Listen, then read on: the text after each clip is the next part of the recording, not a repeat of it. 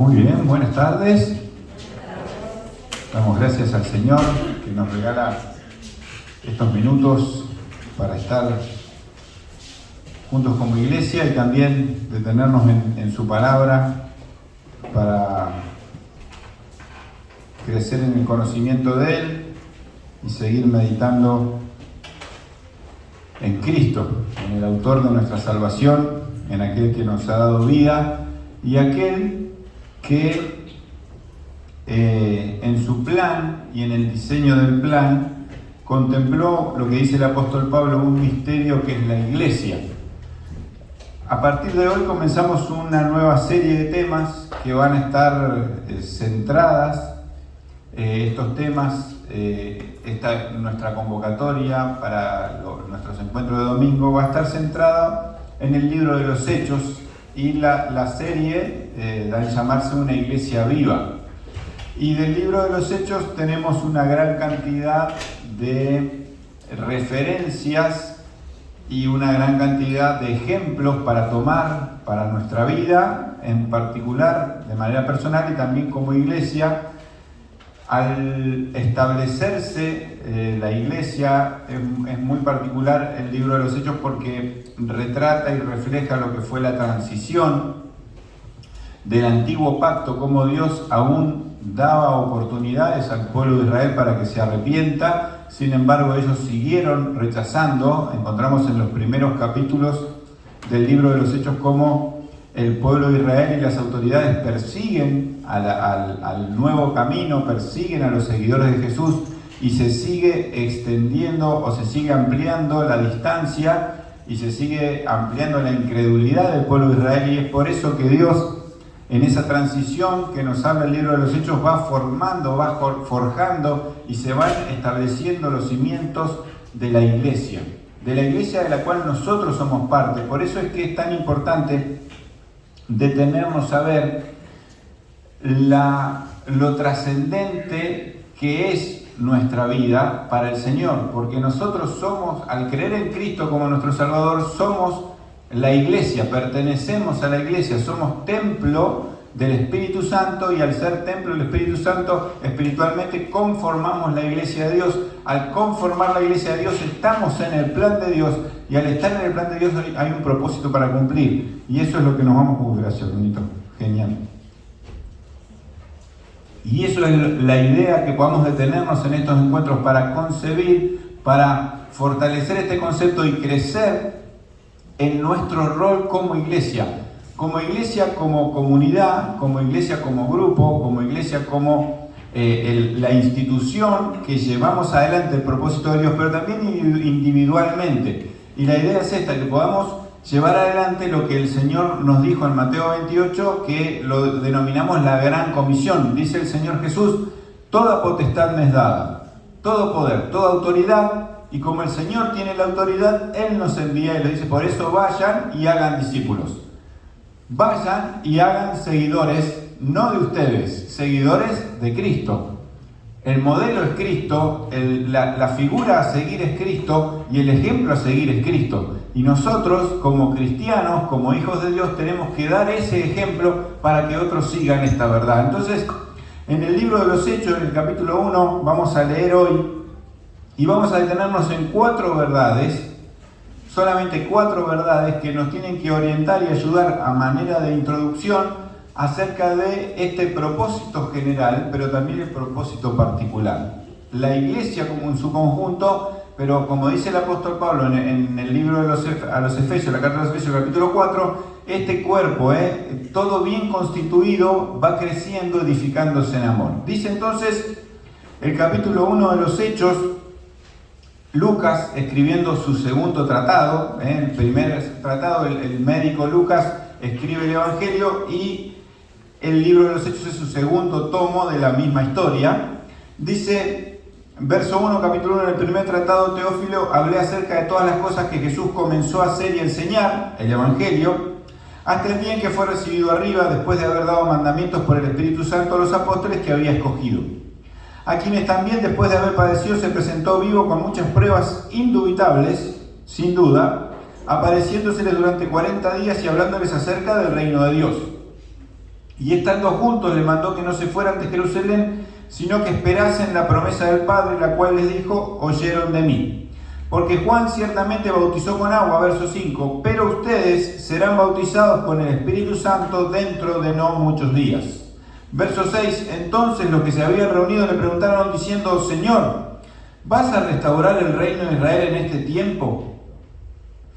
Y el Señor les dice: no les toca a ustedes saber los tiempos o las sazones, las determinaciones que el Padre puso en su sola potestad, en su sola autoridad, en su solo poder. Pero, verso 8, van a recibir poder cuando haya venido sobre ustedes el Espíritu Santo, y me serán testigos en Jerusalén, en toda Judea, en Samaria y hasta lo último de la tierra. Y habiendo dicho estas cosas, viéndolo ellos, fue alzado y le recibió una nube que lo ocultó de sus ojos. Y estando ellos con los ojos puestos en el cielo, entre tanto que él se iba, he aquí se pusieron junto a ellos dos varones con vestiduras blancas, los cuales también le dijeron: varones galileos, ¿por qué están mirando al cielo? Este mismo Jesús que ha sido tomado de ustedes al cielo, así vendrá como le han visto ir al cielo.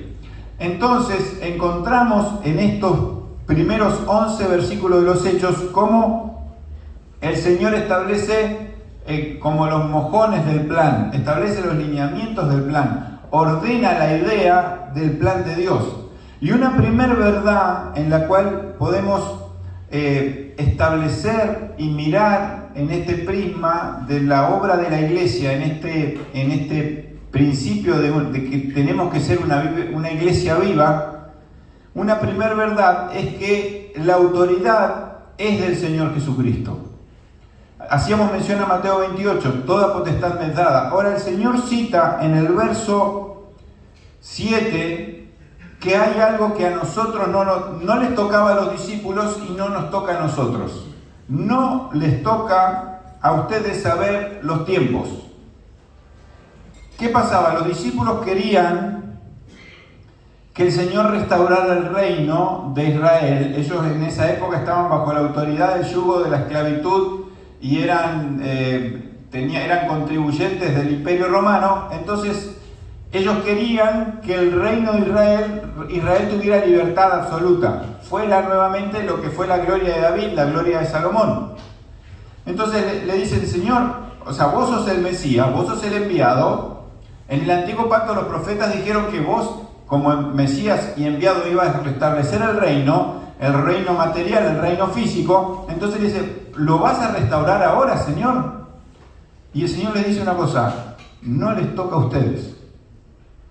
Y de la misma manera el Señor nos da este consejo: no les toca a ustedes lo que el Padre, lo que en la obra de la Divina Trinidad el Padre estableció en su solo poder, en su sola potestad, en su sola autoridad.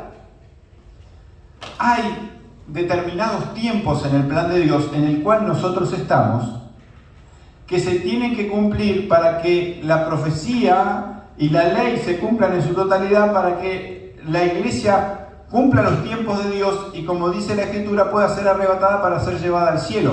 Pero esos son los planes de Dios, son los pensamientos de Dios, son la temporalidad que maneja Dios, no nosotros. Nosotros tenemos otro plan, nosotros tenemos otro objetivo. Estamos en el plan general, pero el Señor tiene un plan particular para nosotros como iglesia y un plan particular individual para cada uno de nosotros como sus hijos. Como sus hijos somos parte de una iglesia y ese propósito se va cumpliendo en la obra del Espíritu Santo. Pero la autoridad es de Jesús. Él, como veíamos hoy que Ale nos explicaba en la cena, Él nos redimió, Él pagó el precio, Él nos rescató del pecado que nos separaba de Dios. Él tiene el poder, Él tiene la autoridad, Él está en condiciones de poner el orden que tiene que guiar nuestra vida. Entonces, nos podemos preguntar: ¿cuándo viene el Señor en las nubes a buscarnos como iglesia? Pero no lo sabemos. Y el Señor nos indica: tenemos que estar proyectando nuestra vida pensando en que el Señor puede venir en cualquier momento. Pero esta verdad de su autoridad, esta verdad de su poder, esta verdad de su lugar de preponderancia, de preeminencia y de prioridad, nos tiene que movilizar a la segunda verdad, que es que nosotros tenemos que cumplir un propósito. La autoridad la tiene la Divina Trinidad, el consejo divino lo tiene Dios, pero Él ha establecido un propósito para nuestra vida. Él ha establecido un propósito para nosotros como iglesia, como comunidad de iglesia, y Él ha establecido un propósito individual para cada uno. Y esa obra la hace el Espíritu. Cuando hablamos acerca de los dones espirituales, hacemos referencia siempre que es una obra de la Trinidad. Hay diversidad de dones, pero Dios es el mismo. Hay diversidad de ministerios, pero el Señor Jesucristo es el mismo. Y hay diversidad de operaciones, pero el Espíritu Santo es el mismo. La Trinidad opera en cada uno de nosotros para que llevemos adelante el propósito de Dios. Y en ese plan, que podríamos decir que hablamos de un plan de género a especie, de lo general a lo particular, en ese plan el Señor quiere que nosotros individualmente cumplamos nuestro propósito. Ahí reside la realidad y la evidencia de una iglesia viva, que cada uno en la iglesia cumpla el propósito de Dios. Fíjense, hacíamos mención a Efesios capítulo 4, lo leemos para entender este concepto que el apóstol le transmite en la carta a los Efesios. Los primeros 3 capítulos son los conceptos teóricos posicionales como cristianos, pero a partir del capítulo 4 empiezan los conceptos prácticos de la vida. Pero fíjense cómo dice el apóstol en el verso 15 del capítulo 4, sino que siguiendo la verdad en amor crezcamos en todo en aquel que es la cabeza, que es la autoridad, que es Cristo, de quien todo el cuerpo bien concertado y unido entre sí por todas las coyunturas que se ayudan mutuamente según la actividad propia de cada miembro, recibe su crecimiento para ir edificándose en amor. La actividad propia de cada miembro. Hay un propósito y cada uno de nosotros tenemos un propósito. Y el capítulo 4 de Efesios arranca que nosotros tenemos que andar en la vocación con que fuimos llamados. La vocación es el llamado de Dios para nuestra vida. Para que la iglesia manifieste esa vida, esa frescura, esa búsqueda del plan de Dios, tenemos que estar cada uno de nosotros procurando el propósito de Dios. ¿Por qué? Porque no es que no funcione o que esté librado al azar. No, porque en definitiva lo que termina pasando es lo que dice el verso 8 del capítulo 1 de los Hechos. Primero encontramos la primera verdad, que el Señor Jesucristo es la autoridad. En segundo lugar encontramos que tenemos un propósito, que el Señor nos manda a vivir como sus testigos y a buscar el plan que Él tiene para nuestra vida. Pero en tercer lugar dice que nosotros, verso 8, no nos toca saber lo que el Señor dictaminó en su plan perfecto y eterno, pero van a recibir poder. Cuando creímos en el Señor Jesucristo como nuestro Salvador, recibimos poder. Él dice en la Escritura que hemos sido sellados con la garantía, con las arras de nuestra herencia, que es el Espíritu Santo dentro nuestro. El Espíritu Santo mora dentro nuestro. Ese es el mismo poder de Dios, y el Espíritu Santo es Dios. Tenemos la capacidad, tenemos el poder, tenemos la fortaleza para cumplir lo que Dios ha puesto para hacer en nuestras manos, pero no nosotros en nuestra humanidad, sino nosotros siendo guiados por el Espíritu de Dios. Por eso Pablo en Efesios 5 dice que no tenemos que ser llenos de vino, que el alcohol no nos domine, en lo cual hay disolución, más bien tenemos que ser llenos del Espíritu Santo. Nuestro espíritu, antes de creer en Jesucristo, espiritualmente estaba muerto. Al creer en Jesucristo, este nuevo nacimiento nos ha traído al Espíritu Santo a morar dentro nuestro, y el Espíritu Santo da testimonio a nuestro espíritu de que somos hijos de Dios. Cumplir el propósito de Dios en la autoridad de Cristo lo podemos lograr solamente a partir de este poder. Esta es la verdad del poder de Dios morando en cada uno de nosotros. Ahí se manifiesta la posibilidad que nosotros cumplamos espiritualmente lo que Dios espera de nuestra vida. Y ahí es donde entendemos que la vida no consiste en los bienes materiales, que la vida no consiste en el lugar que podemos obtener en esta sociedad, que la vida no consiste en lo que nuestra humanidad nos pueda dar. La vida realmente consiste en darle la gloria a Dios a partir de dejar que la obra del Espíritu Santo nos lleve a cumplir el propósito espiritual. Porque las cosas que se ven son temporales, pero las que no se ven, esas son las importantes porque esas son eternas. Y el Espíritu nos da las herramientas y nos da el poder para cumplir el propósito de Dios. Y el Señor nos dejó establecido, le dejó a sus discípulos y nos deja a nosotros establecido. Este es el versículo central del libro de los Hechos. El poder. Muchos autores dicen que el libro no se tendría que llamar los Hechos de los Apóstoles, por más que fueron hechos por los apóstoles. La primera iglesia creció y se desarrolló a partir de los Hechos de los Apóstoles. Hablan los autores que tendrían que ser los hechos del Espíritu Santo, porque los apóstoles como humanos no lograron nada si no fuera porque el Espíritu Santo obró en ellos.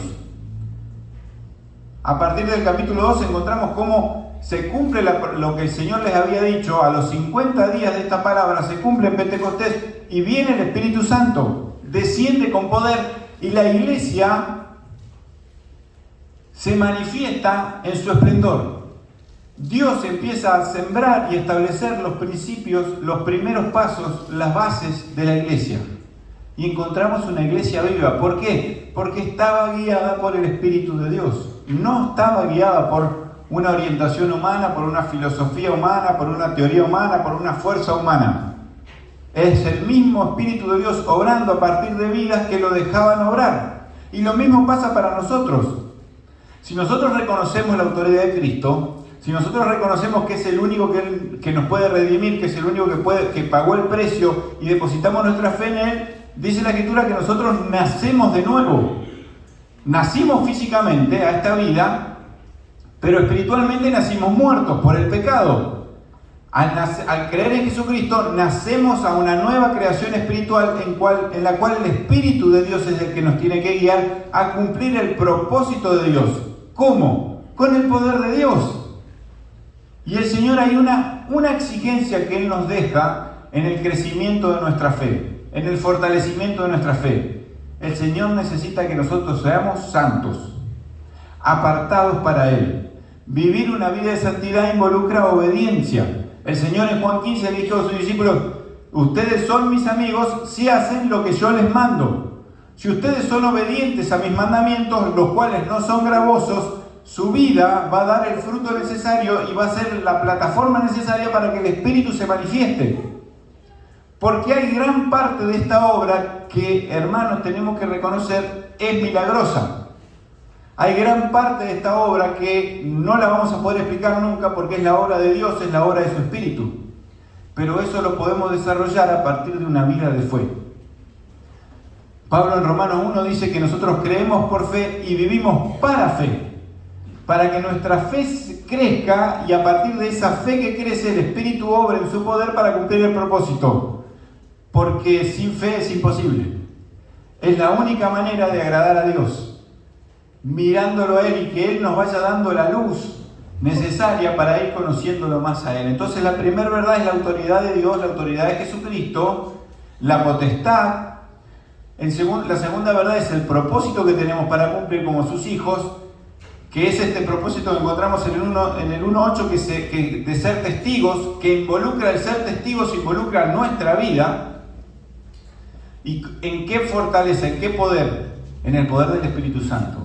Para, por último, darnos cuenta que estamos construyendo una historia de gracia. Construimos sobre una historia de gracia, la gracia de Jesucristo que se derramó en nuestra vida.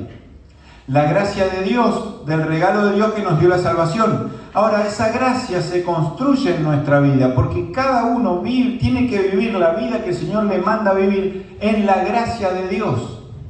El Señor, en Gálatas capítulo 5, el apóstol Pablo habla, en el libro de Gálatas habla acerca de los legalistas, habla acerca de la ley, que la ley no nos puede salvar, y dice que manifiestas son las obras de la carne, y hace todo un listado de pecados, que es lo que la ley establece. O sea, si vos haces esto, estás pecando, si haces esto, estás pecando. Ahora, dice, pero el fruto del Espíritu, en el cual tenemos que vivir, porque tenemos que andar en el Espíritu para no satisfacer los deseos de la carne, para buscar la santidad. El fruto del Espíritu es amor, gozo, paz, paciencia, benignidad, bondad, fe, mansedumbre, templanza. Contra tales cosas no hay ley. Si nosotros vivimos en ese fruto, en esa característica de ese fruto, no vamos a estar incumpliendo la ley, más bien la vamos a estar cumpliendo para vivir en el propósito de Dios. Es la guía del Espíritu en la continua santidad, es la búsqueda de la tendencia continuamente al bien.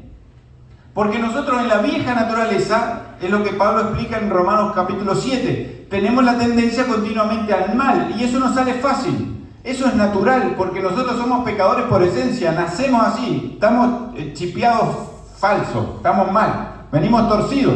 Entonces, el pecado nos sale natural, porque es parte de nuestra esencia. Ahora, cuando nosotros dejamos que el Espíritu nos guíe, cuando dejamos que el Espíritu obre en nosotros, cuando dejamos que el Espíritu Santo se manifieste con poder, nuestra vida se transforma a una tendencia, a una búsqueda, a una tendencia continuamente al bien. Y esa es la batalla espiritual que tenemos que ganar. Pero para eso se requiere disciplina, se requiere esfuerzo, conocimiento de Dios, la búsqueda constante de lo que nuestro cuerpo no nos pide. La disciplina es eso, es buscar lo que nuestro cuerpo no nos pide, porque nuestro cuerpo que nos pide pereza, tranquilidad, comodidad. Dios nos pide esfuerzo, entrega. La búsqueda de su propósito en nuestra vida, que su propósito es espiritual, es eterno, es rendirnos como se rindió Cristo en el amor incondicional, en este amor sin condición que Él tuvo para que nosotros sigamos ese ejemplo. Ese es el modelo de la iglesia viva. El Espíritu Santo obrando en cada uno en su historia de gracia, el modelo del propósito de Dios. Hermano, no copie. Hermano, no se copie de otro. Usted es único, es original y Dios tiene un plan y un propósito que el Espíritu se va a manifestar en usted para cumplir la obra que la iglesia necesita. Hay diversidad de dones, diversidad de ministerios, diversidad de operaciones. Usted no es el calco de otro. No se copie de otro. Busque consejo, imite buenos ejemplos, pero viva su vida en Dios. Busque en la gracia de Dios la porción de gracia que Dios tiene para su propia vida. Y de esta manera tampoco vamos a mirar los defectos del otro y nos vamos a reparar en los problemas que tiene el otro. Vamos a buscar lo que Dios quiere para nosotros. Porque ese cuerpo bien, que se ayuda mutuamente y que está bien constituido, es la iglesia de Dios obrando de manera sobrenatural. Ese propósito de Dios en un cumplimiento perfecto de la obra de Dios. Eso es lo que nos transmite el libro de los Hechos. El Espíritu Santo obrando en cada corazón de acuerdo a la necesidad y de acuerdo a la búsqueda de lo que Dios quería. Hay una autoridad que es de Dios, hay un plan eterno que es de Dios, en ese plan estamos todos, pero hay una obra de una búsqueda de propósito de la iglesia y de cada uno de nosotros en particular, porque ese propósito general lo edificamos y lo construimos cada uno en particular a partir de la santidad y la búsqueda de Dios. ¿De qué manera? Con el poder del Espíritu de Dios. ¿Para qué? Para que la bendición de la gracia de Dios se manifieste en nuestra vida y nosotros podamos transmitir gracia a otros. Así como de balde recibimos, dar de balde. De gracia recibimos el regalo de Dios, dar ese regalo. El desafío es ese, hermanos. El desafío es que como iglesia cada uno rinda al Señor todo lo que es para que el Espíritu Santo obre lo que es necesario para que la iglesia se desarrolle. El principio del libro de los Hechos es ese y el principio de la iglesia es ese. Hasta que el Señor establezca el tiempo en que nos venga a buscar y nos vayamos al cielo para cumplir el propósito para su iglesia. Que al meditar y reflexionar en esto nos desafiemos a buscar a Dios, buscar su presencia, buscar su guía y que como iglesia cumplamos lo que el Espíritu quiere, lo que el Señor quiere, lo que Dios Padre quiere, lo que la Trinidad quiere para la gloria de su nombre. Oramos. Padre que estás en los cielos, gracias por darnos tu palabra, gracias por bendecirnos. Gracias por el ejemplo, Señor, que encontramos en el libro de los Hechos. Señor, una iglesia viva, una iglesia que Señor, es el misterio de los tiempos, pero que la que somos parte y que va a reinar con Cristo. Gracias, Padre, por esta bendición. Gracias porque tenemos un propósito espiritual y lo queremos cumplir. Señor, gracias por esa autoridad, gracias por ese poder. Gracias, Señor, porque tu gracia se derramó en nuestra vida. Señor, que podamos vivirla, que podamos transmitirla, que verdaderamente amemos tu presencia y amemos buscar tu voluntad. Señor, bendecinos como iglesia al comenzar esta semana, que tú nos guíes y nos fortalezcas en la búsqueda de tu propósito. Lo hacemos en el nombre del Señor Jesús. Amén.